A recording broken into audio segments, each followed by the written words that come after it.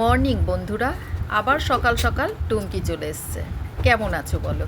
আশা করি তোমরা ভালোই আছো।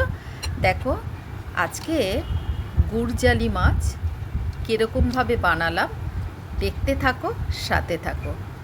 আর ভিডিওটা শেষ পর্যন্ত দেখার জন্য অনুরোধ রইল। আর কীরকম হলো একটু কমেন্টে জানিও।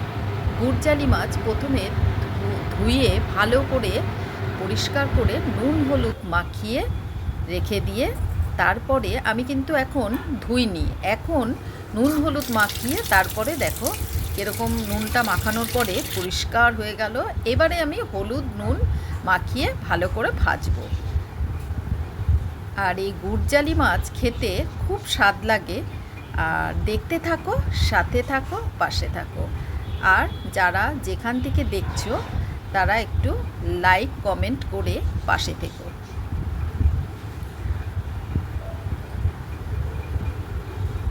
দেখো কতটা লোভনীয় আর কীরকম কি বানাচ্ছি দেখতে থাকো। যারা পাতলা করে ঝোল খাও তারা এটা ভীষণ ভালো খাবে। আর কীরকম কি বানাচ্ছি দেখো। আচ্ছা, টমেটো দেব, আর দেব কাঁচা লঙ্কা বাটা, জিরে আর আদা বাটা, কোনো পেঁয়াজ দেব না। আর এই মাছ কালো জিরে শুধু ফোড়ন দিয়ে পাতলা করে ঝোল। নুনটা দিয়ে দিলাম তাতে ভাজার সময় গায়ে না ছেটে তেল, এর জন্য আমি নুনটা দিয়ে দিলাম। আর তেল তো গরম হয়ে এসছে, এবারে একে একে ভাজা শুরু করব। বেশি কড়া করে ভাজবো না। এই গুড়জালি মাছ ভীষণ স্বাদ লাগে।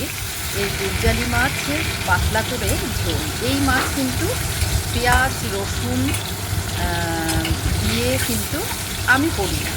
পাতলা করে ঝোল যেহেতু করবো সেই জন্য আদা বাটা, জিরে বাটা আর কালো জিরে ফোড়ন, আর কোনো শুকনো লঙ্কা দেব না। আর ঘরোয়া খাবারে রোজ রোজ একটু শুকনো লঙ্কাটা আমি দিই না। দেখো এবারে এক এক করে ভাজবো আর তুলব। বেশি কড়া করে ভাজবো না।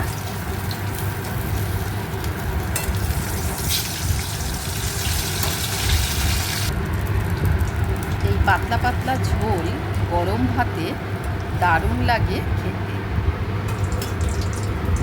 কীরকম লাগছে কমেন্ট করে একটু জানিও। আর পুরো দেখার জন্য অনুরোধ করলাম, কেউ স্কিপ করে দেখবে না, পুরোটাই দেখবে।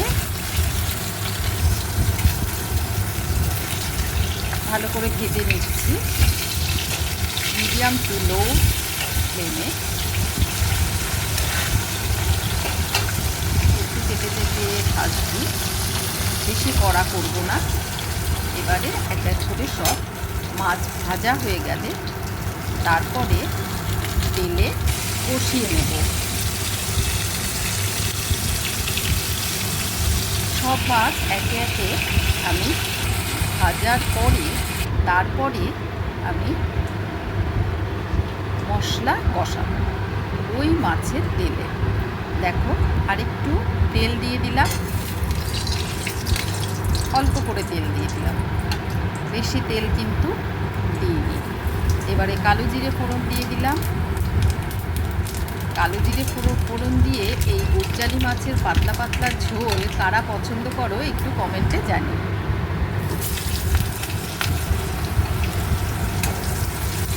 কাঁচা লঙ্কা, কালো জিরে ফোড়ন। এবারে মশলাগুলো দেব। মশলার মধ্যে রয়েছে জিরে আদা বাটা, আর কাঁচা লঙ্কাও রয়েছে, টমেটো রয়েছে। টমেটোটা ভালো করে আর জিরে আদা বাটাটা তেলের মধ্যে সাঁতলিয়ে নিলাম 15-20 মিনিট।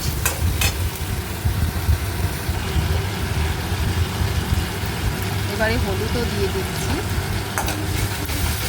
হলুদটা পরে দিলে কি রঙটা ভালো আসে, আর আগে থাকতে দিলে মানে হলুদটা পুড়ে গেলে একটু কালো কালো ভাব চলে আসে। মাছের ঝোলের যে রঙটা সেটা কিন্তু পরে দিলে ভালো ফুলে যায়। দেখো কত সুন্দর লাগছে। এবারে টমেটোটা কিন্তু নরম হয়ে এসছে, জল দিয়ে দিয়ে আরও ভালো করে কষাবো। যত কষাবো তত কিন্তু ঝোলের স্বাদটা বেড়ে যায়। আর যারা নতুন হয়ে থাকবে তারা আমার চ্যানেলটাকে সাবস্ক্রাইব করে পাশে দেবে। আর পুরনো বন্ধুদের জানাই অনেক অনেক ভালোবাসা। একটু ঢেকে রাখছি। এবারে দেখো তেজপাতাটা পরে দিলাম, গন্ধটা কিন্তু খুব ভালো আসে। যেহেতু তেজপাতাটা আমি আগেই দিতাম, ওটা মানে কি বলবো, পরে দেওয়ার কিন্তু আলাদা কিন্তু স্বাদ, একটু দেখবে গন্ধটা ভালো বেরোয় জিরে আদা বাটার সাথে। এবার ভালো করে সাঁতরিয়ে নিচ্ছি। অল্প একটু মিষ্টি দিলাম, তাহলে স্বাদটা একটু অন্যরকম হয়। 2-4টে দানা দিলাম, বেশি দিলাম না। দেখো এবারে দিয়ে দিলাম গরম জল। মাছের ঝোলে গরম জল দিলে ভীষণ স্বাদ হয়। এরকম বেশ পাতলা পাতলা ঝোল এই গরমের দিনে খেলে কোনো পেটের অসুখ হবে না, আর ভালো লাগবে। গরম ভাতে গরম গরম ঝোল দারুণ লাগবে। দেখো টকবক করে ফুটছে। এবারে আমি মাছগুলো এক এক করে ছেড়ে দেব। সব মাছগুলো ছেড়ে দেব, ভালো করে ফুটবে ঝোলের সাথে, তাহলে ঝোলের স্বাদটা আরও বেশি স্বাদ হয়ে উঠবে।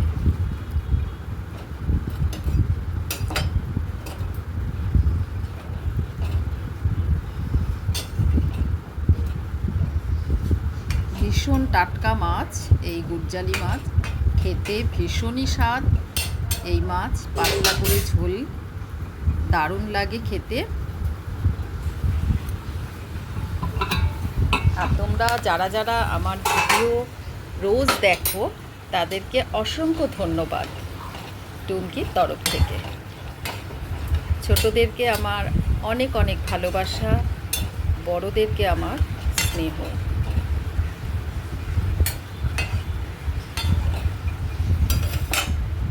এবারে দেখো ঝোলটা কিন্তু আমার হয়ে এসছে। এবারে ঢেলে দিচ্ছি। এই পাতলা পাতলা ঝোল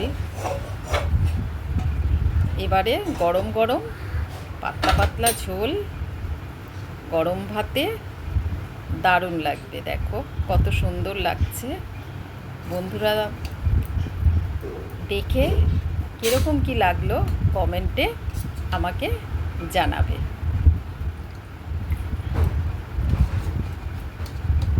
আমার মাছের ঝোলটা কিন্তু হয়ে গেছে। এবারে বাড়ছি গরম গরম ভাতে পরিবেশনের জন্য। দেখো দারুণ লাগবে গরম ভাতে খেতে। তোমরাও এরকমভাবে বানাও, খুব ভালো লাগবে। জিরে আদা বাটা, টমেটো, লঙ্কা, আর কিছু না, পেঁয়াজ রসুন একেবারে এই মাছে দেব না। দেখো কত সুন্দর লাগছে। আর বেশি বড় করব না। তোমরা ভালো থেকো, সুস্থ থেকো। আজকে এই পর্যন্ত।